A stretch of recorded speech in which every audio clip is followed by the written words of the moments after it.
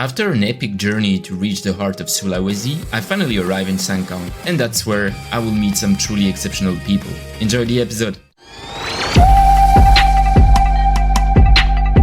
Keep Your Wings, le podcast. Chapter 6. Straight to the heart. Cigarette dangling from his lips, messy hair, bare feet on the wooden floor, Wayan sits on a raised platform. As usual, he doesn't really know what to do with himself, so he hangs out with his friend to play cards. Laughter bursts out every now and then, but boredom keeps creeping in day after day. It's tough when there's nothing to fill your days.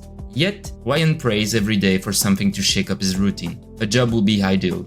Unemployment is a plague. Though the number had been dropping since 2008, 10 years later just start climbing up again. Then, suddenly, something catches his eye. A man walking down the street. He is different, his skin much lighter. Could he be a tourist? Wayan taps on one of his friends on the shoulder and points at the stranger. Hey. He shouts, catching his attention. Eye contact. All it takes now is a few hand gestures, inviting the stranger to come over. That's more or less how I met Wayan and his gang of friends. At first, their faces were closed, unreadable. Then, something softened. A spark lit up in their eyes. I was the guy who came to break their routine, to pull them out of their daily boredom, born from unemployment.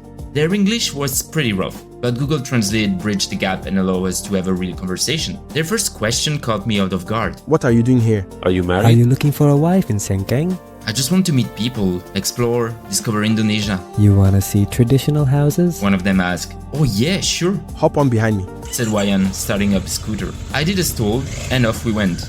A good half-hour ride with Wayan and his crew. Just like that, without a second thought, without fear, I was ready to dive into the unknown.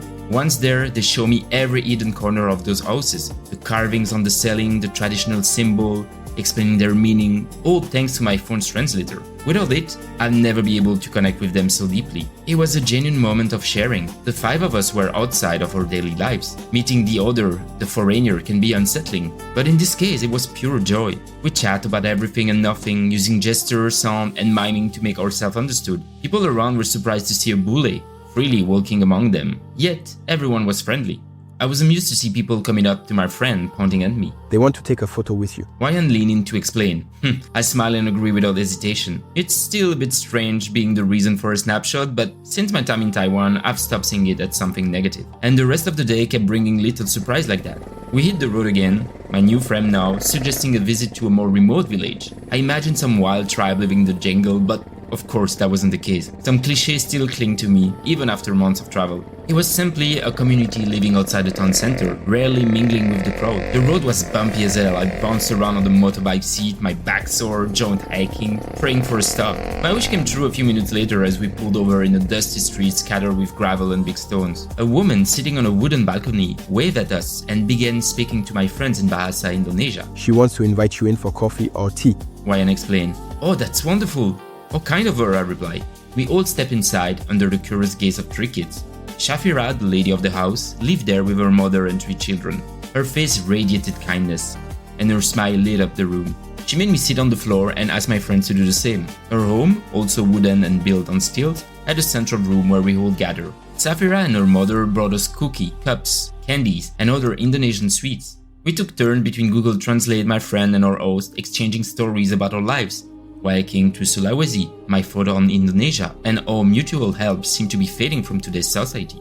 I have to admit, Indonesian hospitality is truly heartfelt.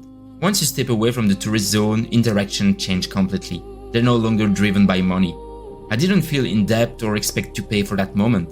It was born from pure shared curiosity. I wasn't sightseeing, I was discovering the town at my own pace, through the eyes of locals. No landscape could have compared to what I experienced right then. Before leaving, Shafira insists on taking a photo with her family. We will show it to all our friends. She told Wayan proudly. Now, we have a new friend from outside Indonesia. She said with joy. I thanked her sincerely before we rode back towards Sengkang. Once there, Wayan invited me to hang out again that evening. I happily agreed, promising to bring snacks and drinks. Of course, since my new friend were all Muslim, alcohol was off the table. Sodas and chips it will be. After a quick shower and a plate of mee goreng, fried noodles, at my hotel, I went to meet them again at the same spot as that morning. We sat on a little wooden platform, the kind you see everywhere by roadside and city corners. That night, Like every night. they play cards. A game I didn't know at all. None of them could really explain the rules, so I tried to guess and failed miserably. To make matters worse, the deck was sticky, impossible to shuffle without making everyone burst off laughing. One of them even decided to go live on Facebook to show all of his friends how terrible I was. Little bastard. Later, Ryan took me to meet his family. It was a bit awkward. I mostly had cookie and drank coffee while everyone watched me with polite smile. But they seemed genuinely happy that I was hanging out with their son, nephew, or cousin. They even tried to offer me cigarettes, which I politely declined. After 20 minutes or so, we left to rejoin the others. It was nearly midnight. The night was ending. Go to the hot springs tomorrow? Ryan asked. Oh yeah, shit, that sounds great. See you at 10 then. Deal. That day had no clear purpose, no plan. Yet, it turned out to be full of surprise and laughter. With a light heart and a smile on my face, I fell asleep realizing how lucky I was to keep meeting such symbolic souls along the road.